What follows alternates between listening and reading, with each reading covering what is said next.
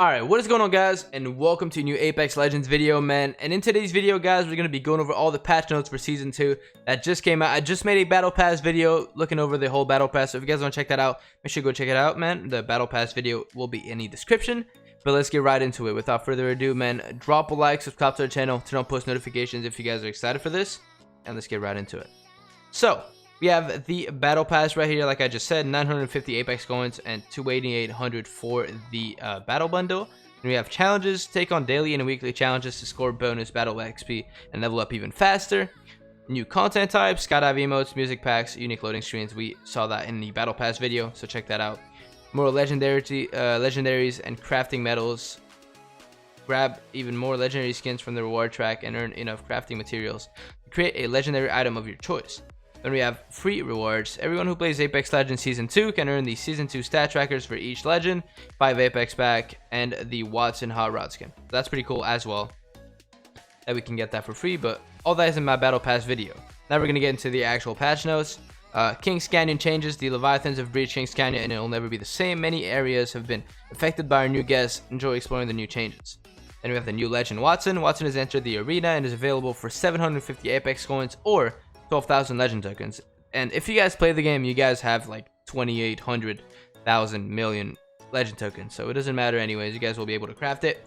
Passive Spark of Genius. Ultimate accelerants fully charge Wattson's ultimate. Standing near the interception pylon boosts Wattson's tactical recharge rate. Then perimeter security for the tactical. Create electrified fences by connecting modes. Fences damage and slow enemies. And an ultimate interception pylon. Place an electrified pylon that destroys incoming ordnance and repairs damaged shields. Can place up to 3 pylons at one time, which is pretty cool. The rank leagues, I made a whole video about that, so make sure to check it out like 2 days ago. It's about how ranked league works and everything, so you guys can check it out.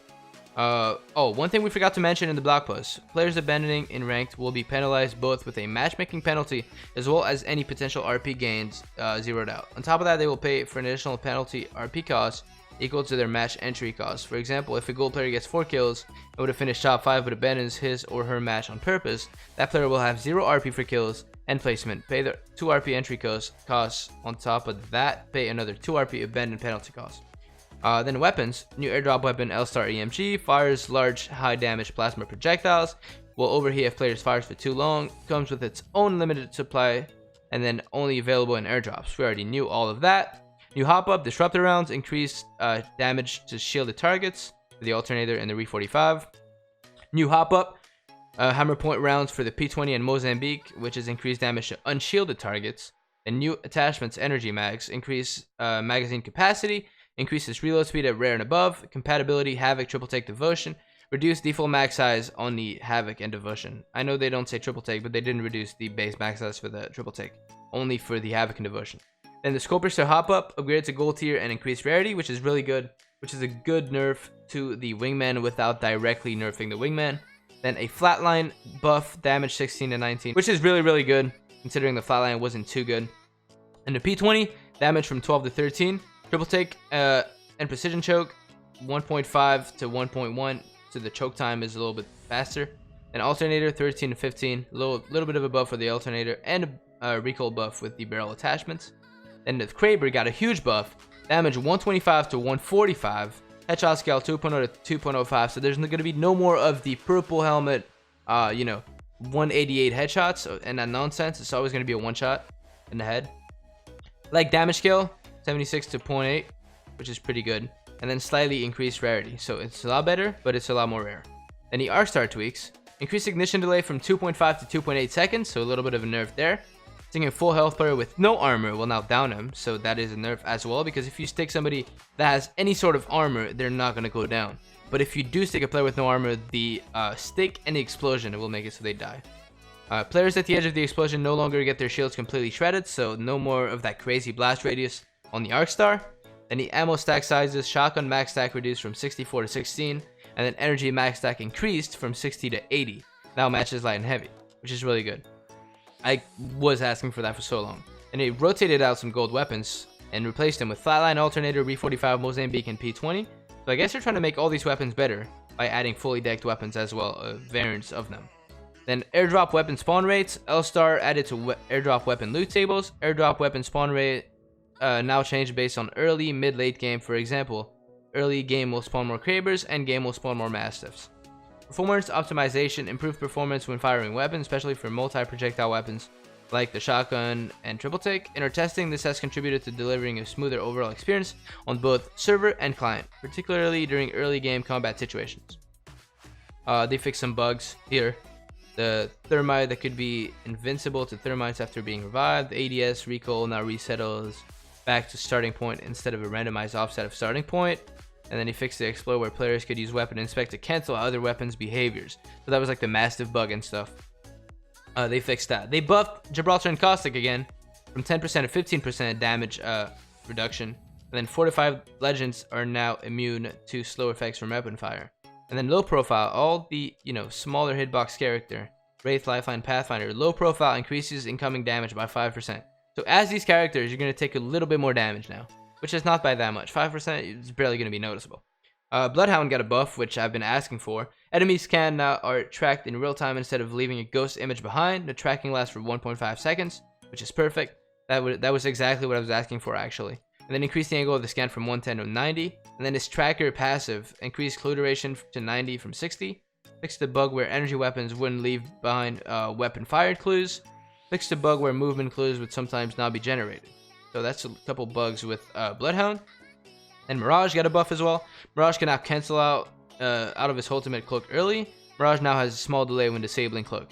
The gas for Caustic, the magnitude of the slow is reduced by 50% when affecting teammates, which is really good. Little nerf for his teammates, because teammates were like, you literally could not walk in your own teammates' gas, which is stupid. Now you're gonna be able to walk 50% faster, which is good.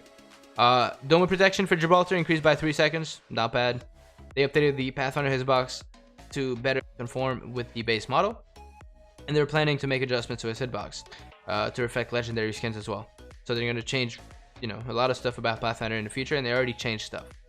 Dog kill drone now gets destroyed after 2 damage ticks by the circle, so you can't camp in zone with your little lifeline drone anymore. This is the new stats page that they added, which is pretty cool. They added a stats page. You can access it by hovering over your name while in the lobby and clicking it to inspect. The page will show your overall account stats as well as access to your stats for each season and ranked series. For sure, you will have feedback on other stats you'd like to see here. There will be some stats like assists, for example, that will start counting for season 2 but won't account for progress before that. This is because until we added the feature, this stuff wasn't being counted. So that's whatever. It's just assists. Who cares?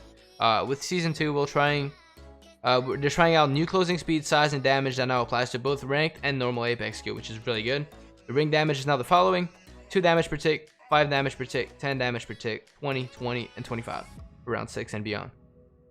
And then ring start and closing speed for first, 3 and 2, 2:30 and 2, 2:15 and 2, 2 and 2, 1 minute 30, 1 minute 40, 1 minute 30, 1 minute 40, 2 minutes, 1 minute 20. And then 20 seconds, and then 1 minute 20 for the 8th circle. So that's some good changes, I guess. The ring radius for the first circle has been slightly reduced, so the first circle is going to be a little bit smaller. Quality of life changes. When pinging a closed door, the player will now see closed door here. When pinging an open door, the player will now see someone's been here. When a player requests a hop up, if the gun only accepts 1 kind of hop up, the player will call out that specific hop up they are looking for. Arc stars that are stuck to players should no longer fail to do damage. Made visual improvements to the legends while in the lobby and character select. Added improvements and polish to the legends animation while skydiving. Improved melee hit detection on the hover tank while it's moving. Nice. That is really good on the supply ships. Server optimizations. Nice. Improved server and client performance when firing weapons, especially for multi-projectile weapons like shotguns and triple take. Large doors and supply bins can now be used while viewing them from more extreme angles. Okay. Slow effects will now slow players equally regardless of their controller settings. Controller. That's weird. That's like a bug. Wraith Ceruleum will now more reliably show its lightning visual effects. Heal items will now more reliably show the correct model when switching between different types. General optimizations to improve frame rate. Fixed issue with geometry sometimes flickering when viewed from a long distance. Deathbox rarity colors are now more visible from a distance. Send friend request tooltip now shows up when hovering over teammates' banners while viewing the squad eliminated screen and squad tab during a match. Made it so that your weapon won't play its priming animation when you pull it out after skydiving. Ooh, nice. That is actually huge. That is so big. Fixed issue with skydive continuing to loop following sound effects after landing. Apex will no longer swap from full screen to windowed mode automatically if you shift to focus on other applications while Apex is booting up. Fixed issue with players seeing their origin friends listed as offline when they aren't. Made improvements to voice chat for PC. Yes! Good job, Apex. Holy crap. Fixed issue where you could lose your Steam friends list after restarting Apex on PC. Fixed issue where sometimes players could get a black screen during character select, and added flash hider description to the gold barrel stabilizer attachment. It always did this, but the information wasn't provided well, so we added it to the description when inspecting the attachment. A lot of bug fixes. Not gonna go over that because it's take forever. And yeah, man, that's pretty much it. They have some bug fixes. Link will be in the description if you guys want to check them out. But man, that's a lot of damn changes for season 2, man, and I'm could not be more excited to hop on and play some games. I'm going to be streaming, man, after this video goes up, so make sure you go check it out. Twitch.tv/QeWZee. Hopefully I see you guys there, man. I hope you guys did enjoy this little patch notes video. Let me know what you guys think of the patch notes. Anything you guys regret that they changed, they shouldn't have changed or something. Anything you guys would want changed right now, and new stuff you guys would want changed, and let me know, man. Hope you guys enjoyed. Like I said, I'll see you guys in the next video, and peace.